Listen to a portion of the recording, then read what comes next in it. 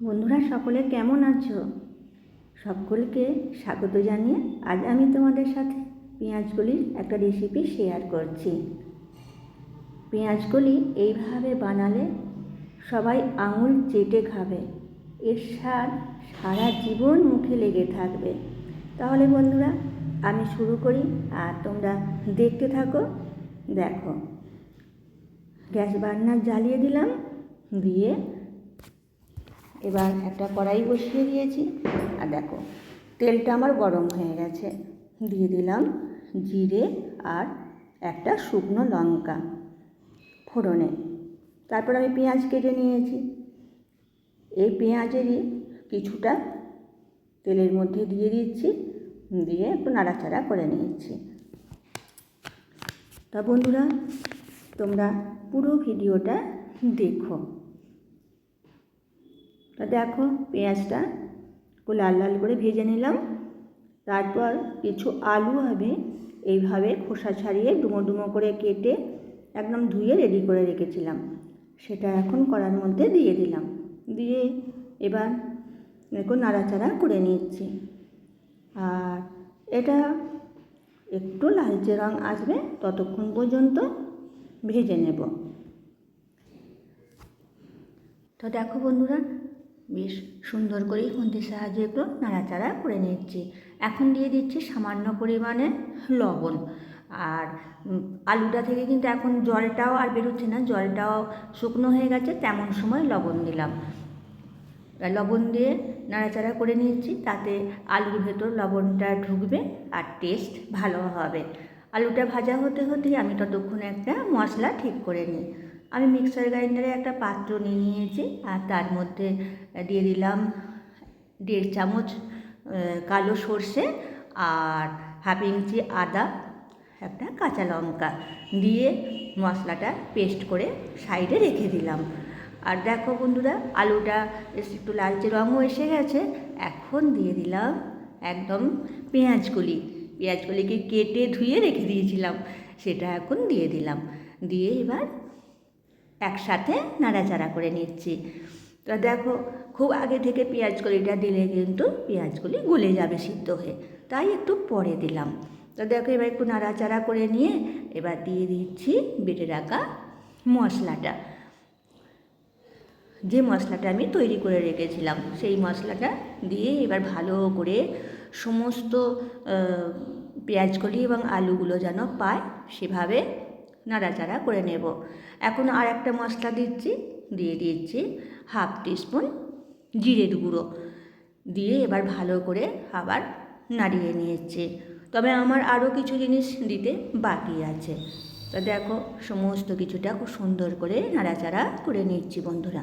আর হ্যাঁ, তোমাদেরকে আর একটা কথা বলি, তোমরা যদি কোনো নতুন বন্ধু এসে থাকো আমার ভিডিওটি দেখো, তাহলে আমার চ্যানেলটি সাবস্ক্রাইব করে এই ছোট্ট চ্যানেলটিকে এগিয়ে যেতে সাহায্য করো বন্ধুরা। এখন দিয়ে দিলাম পরিমাণ মতো হলুদের গুঁড়ো। তো দেখো দিয়ে এবার ভালো করে আবারও নাড়াচাড়া করে নিচ্ছি। এই দেখো খুব সুন্দর করে নাড়াচাড়া করে নিলাম। আর এরপর এদিকে আমি কিছু টমেটো কেটে একদম তাকে এবার দেব। দেখো কিভাবে আমি দেব, এই দেখো খুব সুন্দর করে নাড়াচাড়া করে নিলাম। আর এখন দিয়ে দিচ্ছি যে পেঁয়াজটা আমি কিছুটা দিয়েছিলাম আর কিছুটা রেখে দিয়েছিলাম, সেই কাঁচা পেঁয়াজটা এখন দিয়ে দিলাম। কেন বলো তো বন্ধুরা এখন পেঁয়াজটা দিলাম, কারণ এই পেঁয়াজটা বেশ একটু শক্ত থাকবে আর খেতেও ভালো লাগবে আর একটা আলাদা সেন্ট আসবে।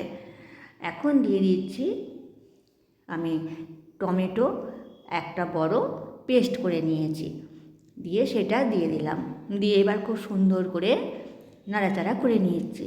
তো বন্ধুরা তোমরা টমেটো পেস্টও দিতে পারো, আবার তোমরা গোটা টমেটোকে কেটে সেই টমেটোও দিয়ে দিতে পারো, দিয়ে এইভাবে নাড়াচাড়া করে নিতে পারো, তাতেও ভালো হবে টেস্ট।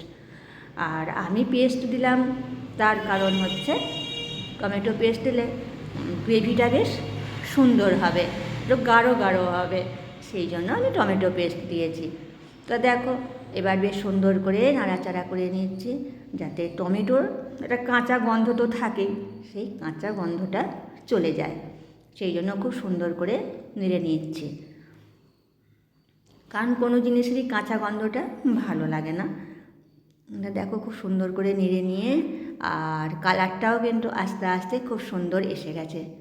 টমেটো দিলে কালারটাও ভালো আসে, পাকা টমেটো।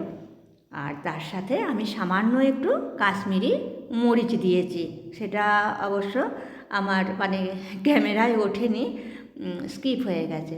দিয়ে দেখো খুব সুন্দর করে এবার জল দিয়ে দিলাম। আর এই জলটা বন্ধুরা আমি গরম জল দিয়েছি, দিয়ে ভালো করে খুন্তির সাহায্যে নাড়িয়ে নিচ্ছি, যাতে সমস্ত মশলাটা জলের সঙ্গে মিশে যায়। তা দেখো, আর এখন দিয়ে দিচ্ছি এবার পরিমাণ মতো লবণ। তবে আমি আলুটা ভাজার সময় তো অল্প দিয়েছিলাম, সেই বুঝে এখন দিতে হবে। আর এখন দিয়ে দিচ্ছি এবার 2 কাঁচা মরিচ, আমি গোটা দিয়ে দিলাম। তবে হ্যাঁ, তোমরা কিন্তু ঝাল যে যার প্রয়োজন মতো দিয়ে নেবে। বেশি যদি খেতে ইচ্ছে করে তাহলে বেশি দিও, আর যদি বাড়িতে বাচ্চারা থাকে তাহলে তাতে বেশি ঝাল খেতে পারে না, তাই তখন ঝালটা একটু কম দিও, বা না দিলেও চলবে। আবার অনেক সময় বাড়িতে বাচ্চাদের তুলে রেখে তারপরও ঝাল দেওয়া হয়, সেটাও করতে পারো। তা বন্ধুরা দেখো বেশ তরকারিটা খুব সুন্দর ফুটে গেছে। আর এখন এবার আমি যে মাছগুলো কাঁচা ছিল সেগুলো আমি ভেজে নিয়েছি অফ ক্যামেরায়, ভেজে আর এই দেখো রেখে দিয়েছি। এখন এবার মাছটা খুব সুন্দর লাল লাল করে ভেজেছি, একটু লাল করে ভাজলে মাছটা আঁশটে গন্ধও চলে যায়। তা এবার সেই ভাজা মাছ আমি দিয়ে দিচ্ছি। দেখো বন্ধুরা, মাছ তোমরা তোমাদের প্রয়োজন মতো দিয়ে নেবে, আমি আমার প্রয়োজন মতো দিয়ে নিয়েছি। তা এবার মাছগুলো দিয়ে খুব সুন্দর করে একটু নাড়াচাড়া করে নিয়েছি। আর এরপর কিন্তু বন্ধুরা আমি একটা ঢাকা দিয়ে দেবো 2-3 মিনিটের জন্য। তার কারণ হচ্ছে, ঢাকাটা দিলে মাছটাও বেশ নরম হয়ে যাবে, আলুটাও যেটুকু সিদ্ধ হতে বাকি আছে সিদ্ধ হয়ে যাবে। আর কষতে কষতে তো আলু একদম 70% সেদ্ধ হয়েই গেছে। তা দেখো এরপর ঢাকা খুলে দিলাম, আর ভালো করে আবারও নাড়িয়ে নিয়েছি। আর বেশ সুন্দর একটা সেন্ট আসছে, এত সুন্দর সেন্ট আসছে না বন্ধুরা। আর দেখো দেখতেও সুন্দর হয়েছে। এখন আমি দিয়ে দিচ্ছি কাঁচা তেল 2 চামচ। এটা তোমরা দিতেও পারো, নাও পারো, অপশনাল। তবে আমি দিয়ে দিলাম, কারণ আমাদের বেশ ভালো লাগে এই কাঁচা তেলের একটা সুন্দর সেন্ট আসে। তা দিয়ে ভালো করে একটু নাড়াচাড়া করে নিলাম। আর দেখো কতটা সুন্দর হয়েছে। আমি গ্যাসের ফ্লেম এবার অফ করে দিলাম। তা বন্ধুরা তোমরা দেখে বলবে কেমন হয়েছে, আর একবার বানিও, সত্যি এই এক তরকারিতে তোমাদের ভাত খাওয়া হয়ে যাবে। আর ভালো লাগলে চ্যানেলটি সাবস্ক্রাইব করে কমেন্ট করে পাশে থেকো। আজ আসি বন্ধুরা।